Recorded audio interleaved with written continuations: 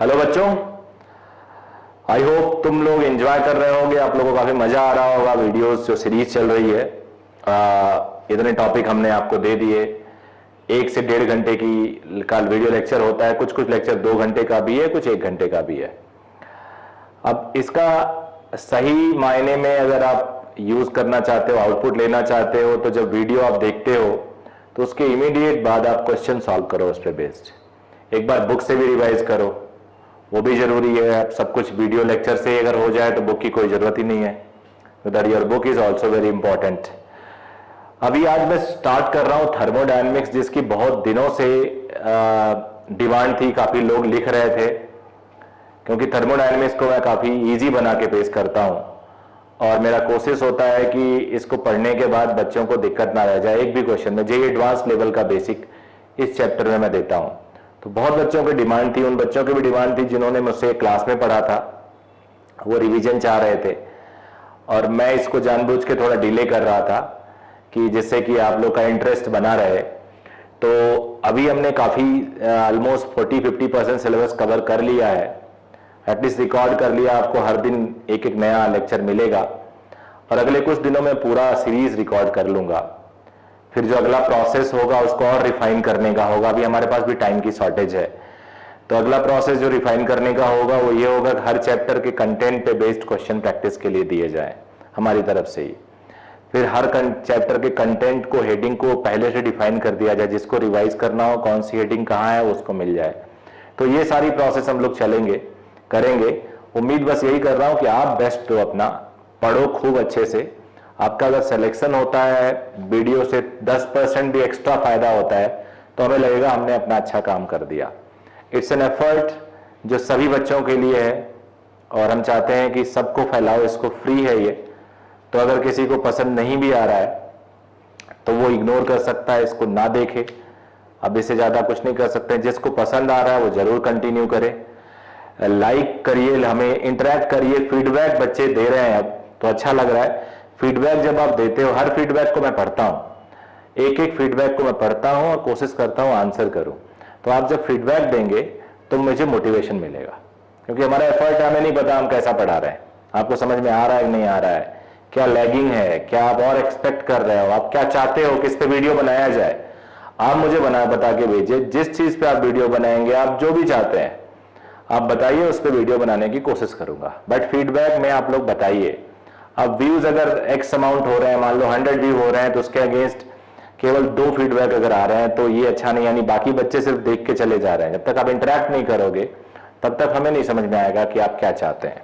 तो चलो स्टार्ट करते हैं थर्मोडायनेमिक्स। थर्मोडायनेमिक्स में सबसे पहले मैं तुम लोग को बताऊंगा बेटा degree of freedom. Small f से रिप्रेजेंट करते हैं। डिग्री ऑफ फ्रीडम होता है number of independent ways, WAYS, number of independent ways in which an atom can have energy. Independent ways, क्या क्या तरीके हो सकते हैं जिसमें एक सिस्टम एनर्जी रख सकता है। एनर्जी कौन कौन सी? Translational kinetic energy, rotational kinetic energy और vibrational energy. Translational kinetic energy तुम सब जानते हो, रोटेशनल भी आप सब जानते हो, और ये हाई टेम्परेचर पे होता है, एट वेरी हाई टेम्परेचर। तो जनरली इसे इग्नोर कर देते हैं, इसे लेते हैं। समझ में आया आपके? तो डिग्री ऑफ फ्रीडम ऐसे हम पढ़ेंगे। अब डिग्री ऑफ फ्रीडम के लिए monoatomic gas,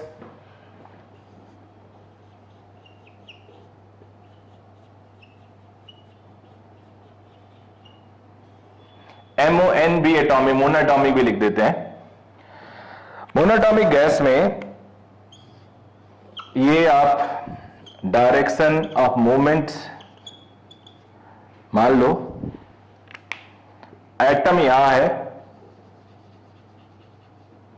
it can move in x direction, move in y direction, move in Z direction. तो डिग्री ऑफ फ्रीडम में 3 ट्रांसलेशनल हो जाएगा, 3 तरफ मूव करेगा। रोटेशनल के लिए एक्स एक्सिस के अबाउट रोटेशन, वाई के अबाउट रोटेशन, जेड के अबाउट रोटेशन। अब ये पॉइंट है बेटा, ये पॉइंट एक तरह से स्फीयर है जिसका रेडियस फर्मी के लेवल है, negligible, mass is also very small. तो अगर ये स्फीयर है, इसके डायमीटर के अबाउट मोमेंट ऑफ इनर्शिया निकालना हो तो it is 2/5 mr²। It is 2/5 mr²। तो बेटे 2/5 mr² में मास भी बहुत छोटा, रेडियस इतना छोटा है कि उसका स्क्वायर तो और छोटा होगा। ऐसे केस में एक्स एक्सिस के अबाउट रोटेशनल काइनेटिक एनर्जी 0 होगी। बट अगर वाई देखो तो वाई भी डायमीटर से पास कर रहा है और जेड एक्सिस भी पास कर रहा है। कोई भी आइटम ले लो, उसी के ऊपर एक्सिस रख लो। तो तीनों डायरेक्शन में मोमेंट ऑफ इनर्शिया 0 है। एक स्फीयर का मोमेंट ऑफ इनर्शिया 0 होगा, ऑलमोस्ट 0 होगा अगर उसकी रेडियस नेग्लिजिबल हो, बिकॉज इट इज 2/5 mr²। अगर स्फीयर है तो पॉइंट को मान सकते हैं बहुत छोटा सा। तो there is no rotational. Vibrational वैसे ही नहीं मान रहे, तो 3 डिग्री ऑफ फ्रीडम आ गया बेटे मोनोटॉमिक गैस के लिए। अब आ जाते हैं डायटॉमिक।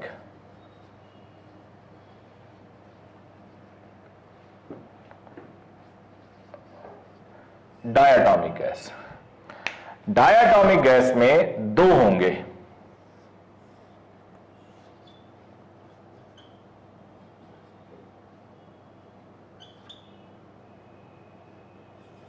एक के लॉन्ग एक्सिस मान लो।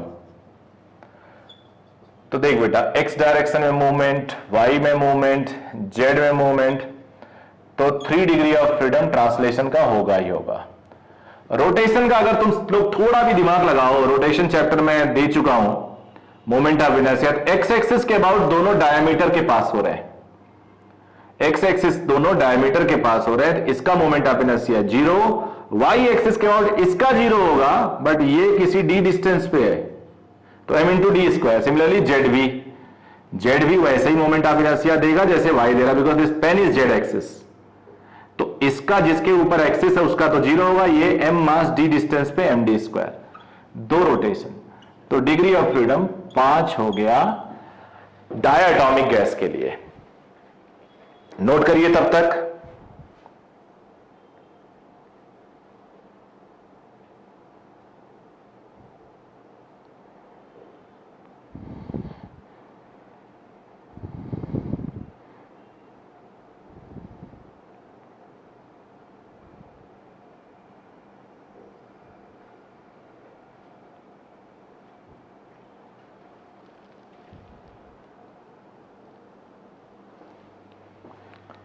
नोट कर लिया बेटा। तीसरा डायटॉमिक हो गया। अब कौन सा बेटा बचता है? पॉलीएटॉमिक। पॉलीएटॉमिक गैस, ट्रायक लिख सकते हो आप, उसके बाद टेट्रा, पेंटा, कुछ भी, मतलब 3 या 3 से ज्यादा। अब इसमें हम लोग एक्स एक्सिस मान लेते हैं, वाई मान लेते हैं और जेड मान लेते हैं। अब ये एक हो गया, मान लो ऐसा है, ऐसा है, सबके मास है सेम या अलग अलग, तो डिग्री ऑफ फ्रीडम 3 ट्रांसलेशन होगा ही होगा, 3 रोटेशन भी हो जाएगा। बिकॉज देखो ना, एक्स एक्सिस के इससे भी कुछ दूरी है इसकी, वाई से भी कुछ दूरी है, जेड से भी दूरी है, तो तीनों एक्सिस के अबाउट मोमेंट ऑफ इनर्शिया मिलेगा। तो degree of freedom 3 + 3 will be 6। तो 6 डिग्री ऑफ फ्रीडम मिल जाएगा बेटा आपको पॉलीएटॉमिक। 3 5 6, 3 5 6, 3 5 6। अब इफ पॉलीएटॉमिक इज लीनियर,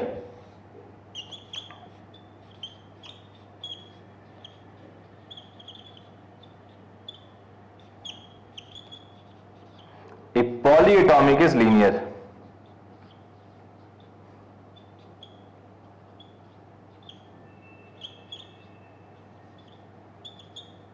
ऐसे एक एग्जांपल है CO2 का, तो ये बिहेव करेगा डाया जैसा, तो डाया में कितनी डिग्री ऑफ फ्रीडम है? 5, तो यहां भी 5 डिग्री ऑफ फ्रीडम होगा। आई होप आप लोग को डिग्री ऑफ फ्रीडम समझ में आ गया होगा। नोट कर लीजिए ठीक से, वीडियो रोक के नोट कर लीजिएगा।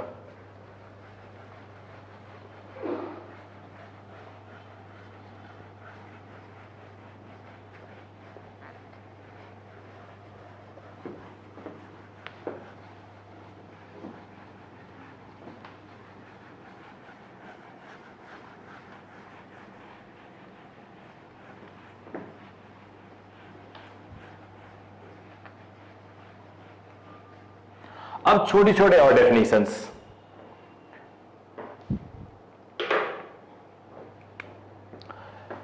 ये बेटा सीवी क्या होता है? ये होता है molar specific heat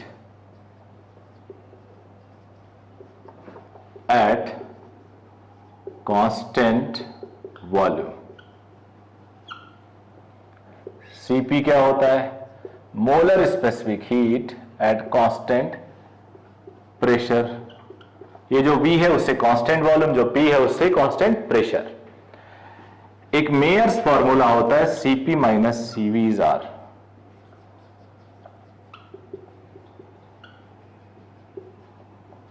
R universal gas constant. एक और होता है Cp upon Cv is gamma. ये जो गामा होता है बेटा एडियाबेटिक एक्सपोनेंट ये होता है। और Cv को लिख सकते हैं degree of freedom upon 2 into r, और इसका formula R upon gamma minus 1 भी होता है। Cp को लिख सकते हैं 1 प्लस एफ बाई 2, यह सब याद रखना है आपको, और ये gamma R upon gamma minus 1। यहां से डिवाइड करोगे तो गामा मिल जाएगा। तो फिर अगर हम Cp बाई Cv करते हैं विच इज गामा, वो आ जाएगा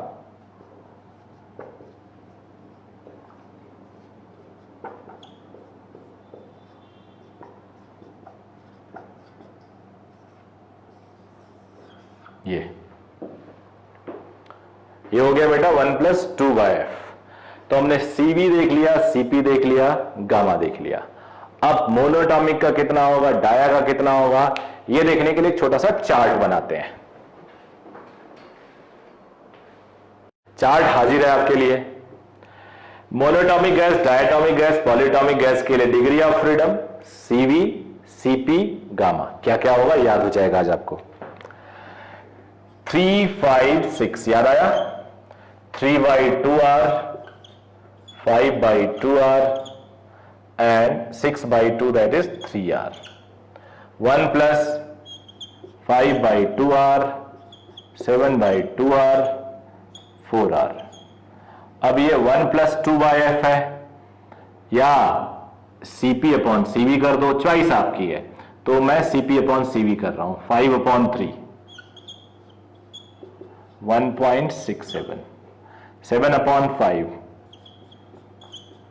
1.40, 4 अपॉन 3 1.33। याद कर लीजिएगा मोनो का सबसे ज्यादा, फिर डाया का, और फिर पॉली का 1.67, 1.40, 1.33। ये होता है पूरा का पूरा फॉर्मूला। अब इसके बाद एक नई चीज दिखाता हूं, नोट कर लीजिए। तो बच्चे आप लोगों ने चार्ट कर लिया। अब मैं आप लोग को कुछ टर्म सिखा रहा हूं। एक टर्म है internal energy.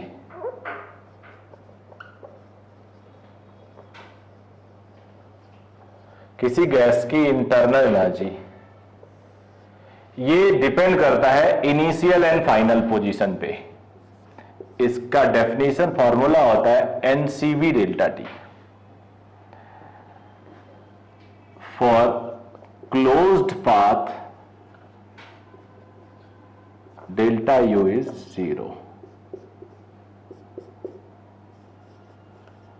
It depends on initial and final points only। यानी एक मान लो पीवी कर्व है, इस रूट से जा रहे हैं, इस रूट से जा रहे हैं, इस रूट से जा रहे हैं,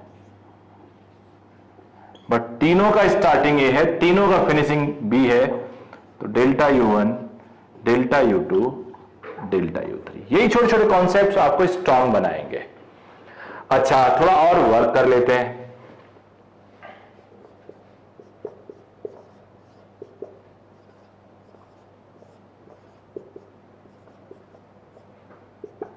NR डेल्टा टी क्या होता है? NR डेल्टा टी होता है बेटा, मैं लिखना सिखा देता हूं। आपको पता है what is ideal gas equation? तो अगर मैं P1V1 is equal to nRT1 लिखूं चलेगा, P2V2 nRT2। तो अगर मैं P2V2 माइनस P1V1 करूं तो nRT2 minus T1, it is NR delta T. तो इसको हम लिख सकते हैं P2V2 minus P1V1 upon gamma minus 1B। और क्या लिख सकते हैं? CV को F/2 इंटू आर भी लिखा जा सकता है, तो F/2 NR डेल्टा टी भी लिखा जा सकता है, F/2 P2V2 माइनस P1V1 ये भी लिखा जा सकता है। यानी NCV डेल्टा टी के इतने फॉर्मूले पॉसिबल हो सकते हैं। क्लियर बेटे? अब NCV डेल्टा टी के बाद, इंटरनल एनर्जी के बाद, अब हम लोग पढ़ते हैं heat and work done. Heat हो गया, इंटरनल एनर्जी हो गई, अब हीट आ गए, हीट पे आ गए हम लोग। हीट डिफाइन किया जाता है सीधे सीधे NC डेल्टा टी। इसका कोई डायरेक्ट फॉर्मूला नहीं, इनडायरेक्ट है, मैं बताऊंगा इसको, लेकिन ऐसे लिख सकते हैं हम लोग। ये पाथ पे डिपेंड करता है, इनिशियल और फाइनल पे नहीं, बिकॉज किस टाइम कितना हीट पास कर रहा है ये उस पर डिपेंड करता है। कभी भी अगर आप डेल्टा क्यू लिखते हो NC डेल्टा टी तो ये सही नहीं माना जाता है, ऑल्दो DQ मान लिया जाता है, ये चल जाता है, बट डेल्टा नहीं चलता है, तो आइडियली Q लिखना चाहिए। अब ये जो C हो गया बेटा वो Q upon N delta t हो गया, C is equal to Q upon N delta t. अब ये C क्या क्या हो सकता है यहां बता देता हूं।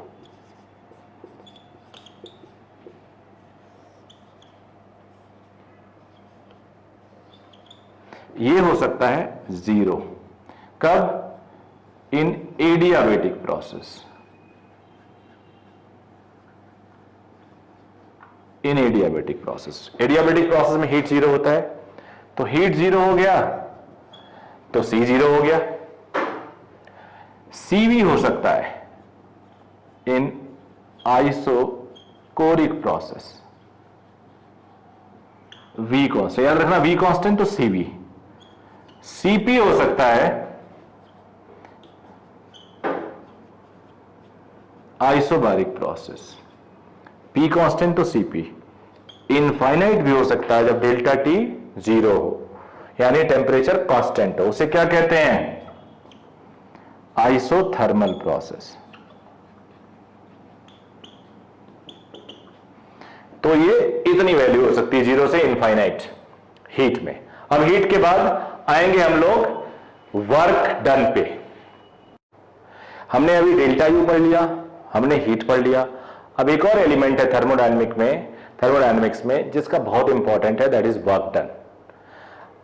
कई बार वर्क डन निकालना हमें नहीं आता है। ये वर्क डन उस मैकेनिक्स का वर्क डन से बिल्कुल डिफरेंट है, एकदम डिफरेंट है, ये दूसरी चीज है, ये गैसेस के इन्वॉल्वमेंट से होता है। तो इसको देखने के लिए मैं आपको बोलूंगा पिस्टन सिलेंडर अरेंजमेंट सोचो। एक सिलेंडर है, जनरली सर्कुलर, ऐसे सिलेंड्रिकल शेप है, ये एरिया सर्कुलर होगा, इसका साइड व्यू देख रहे हैं हम लोग तो ऐसा दिखेगा। ये पिस्टन है,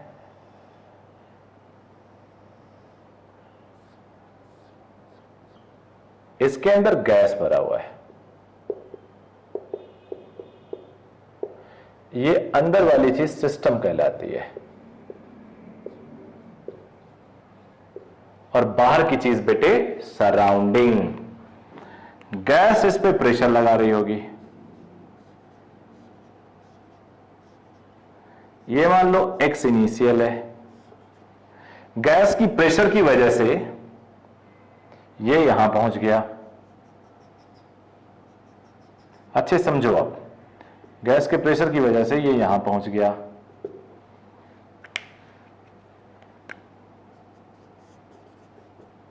एक्स फाइनल पे, तो यहां पे गैस ने जिधर फोर्स लगाया बॉडी उधर डिस्प्लेस हुई।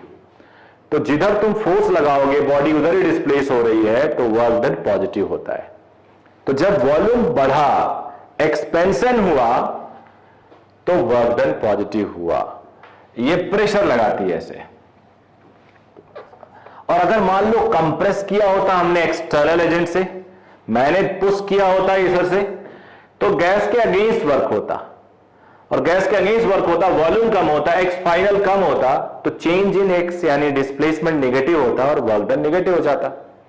तो आप ऐसे समझोगे, जब गैस एक्सपेंड करती है यानी work done by the gas, work done by the system, then work done positive होता है। जब गैस कंप्रेस होती है यानी work done on the gas या work done on the system, तो वर्क डन नेगेटिव होता है। तो यहां पे जो वर्क डन होता है वो बेसिकली बेटा फोर्स इंटू डिस्प्लेसमेंट, फोर्स होता है प्रेशर इंटू एरिया। आपको पता है प्रेशर होता है फोर्स अपॉन एरिया, प्रेशर के टर्म में लिखेंगे तो P delta V is work done. अब इसको हम PdV या एरिया अंडर PV कर्व कहते हैं, और इसको हम when gas expands work done positive और work done by the gas।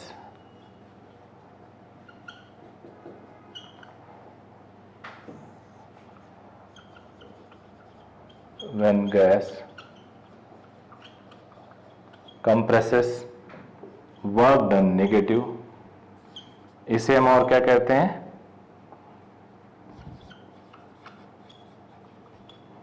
On the gas. तो ये हमने वर्क डन पढ़ लिया। अब हमने वर्क डन के और एग्जांपल्स करने हैं। एक चीज और बता दूं क्यू के लिए, heat given to the system is taken as positive.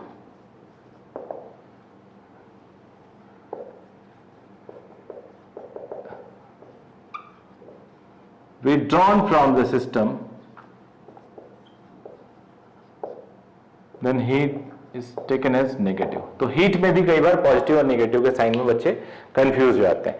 System को दिया पॉजिटिव, सिस्टम ने वर्क किया पॉजिटिव, सिस्टम के ऊपर वर्क हुआ नेगेटिव, सिस्टम से विड्रॉ किया नेगेटिव, तो ये हो गया वर्क डन, ये हो गया हीट। अब वर्क डन के, अच्छा इसको हम ऐसे भी दिखा सकते हैं,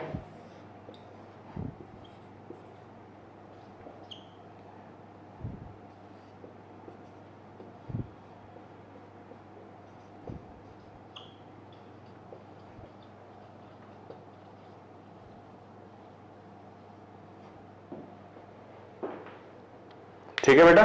तो वर्क डन पाथ डिपेंडेंट होता है, Q and W they depend on path.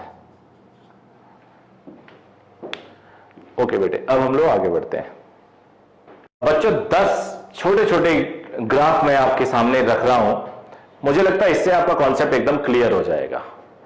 अब इस ग्राफ में हम देखेंगे वर्क डन कितना है, पॉजिटिव है या नेगेटिव है, कैसे कैलकुलेट करें, कैसे आइडेंटिफाई करें पॉजिटिव है या नेगेटिव है।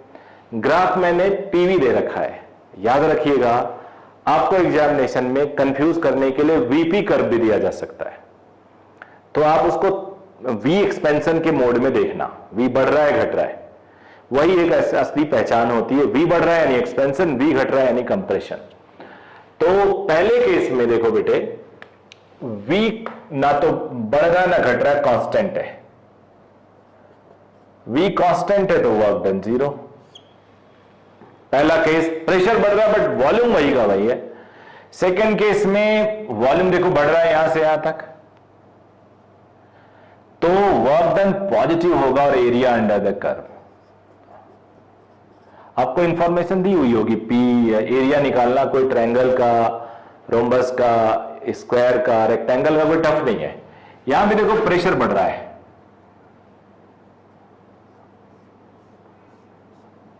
तो यहां भी वर्क डन पॉजिटिव हो गया। फिर यहां आते हैं,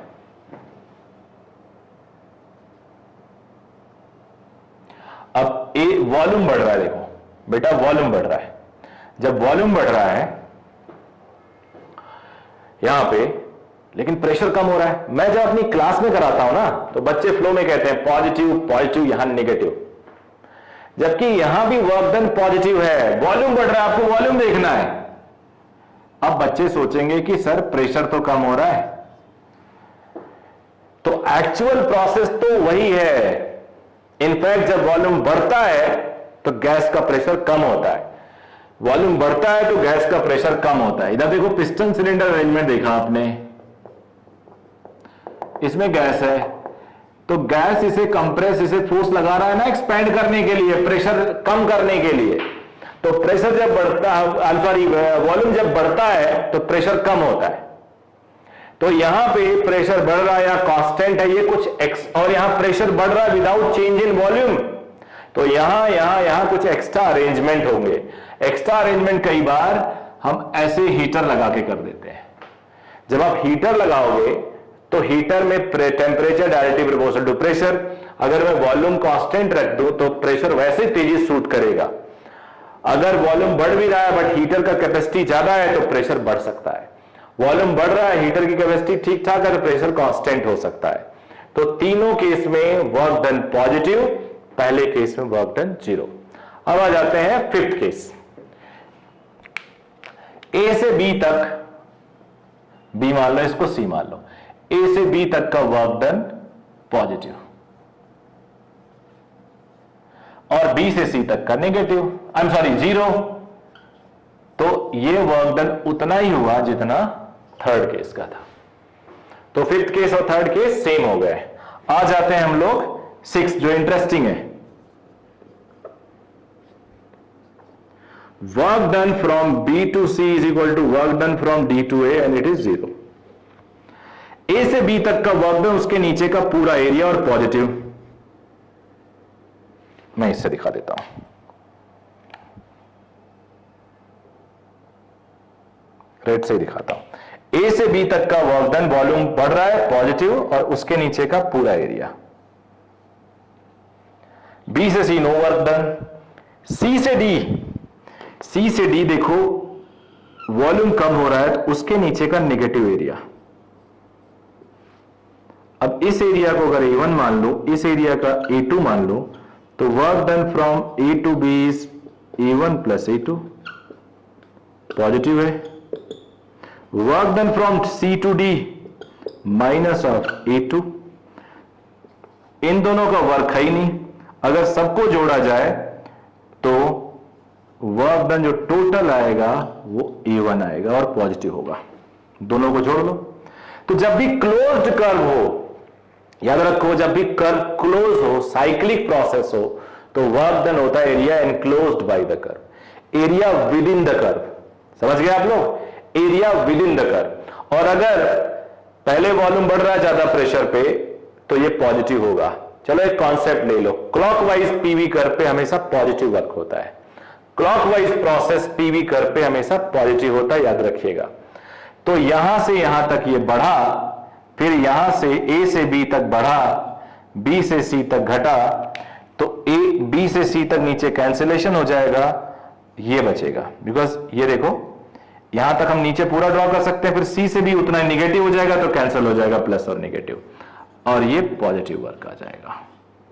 ये एंटी क्लॉकवाइज है निगेटिव, यहां से यहां तक पूरा निगेटिव, फिर यहां से यहां तक ए से बी तक पूरा निगेटिव, फिर बी से सी तक पॉजिटिव की तरफ मुड़ेगा, तो ये वर्क डन होगा। उसके बाद अब आ जाओ नाइन्थ।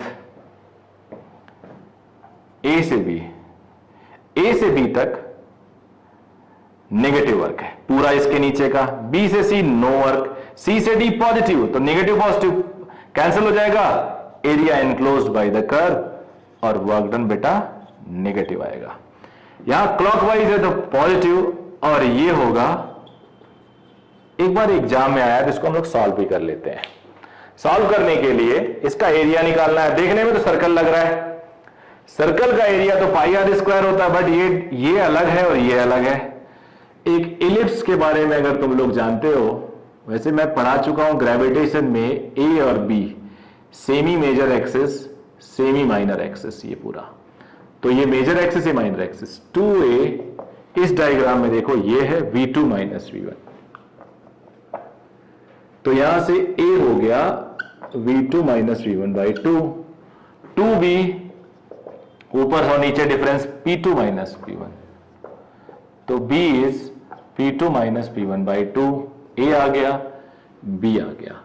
इलिप्स का एरिया होता है पाई ए बी, अब वेरीफाई करने के लिए a is equal to b is equal to r रख दो तो पाई आर स्क्वायर हो जाएगा, a is equal to b is equal to r करोगे सर्कल बन जाएगा। तो इलिप्स का एरिया रट लेना बच्चे, पाई ए बी होता है, तो पाई और a इतना है b इतना है, तो एरिया होगा पाई a है v2 minus v1 by 2, b है p2 माइनस p1 बाई 2, तो ये हो गया pi by 4 p2 minus p1 v2 minus p1, ये हो गया। तो नोट कर लीजिए बेटा सारे के सारे।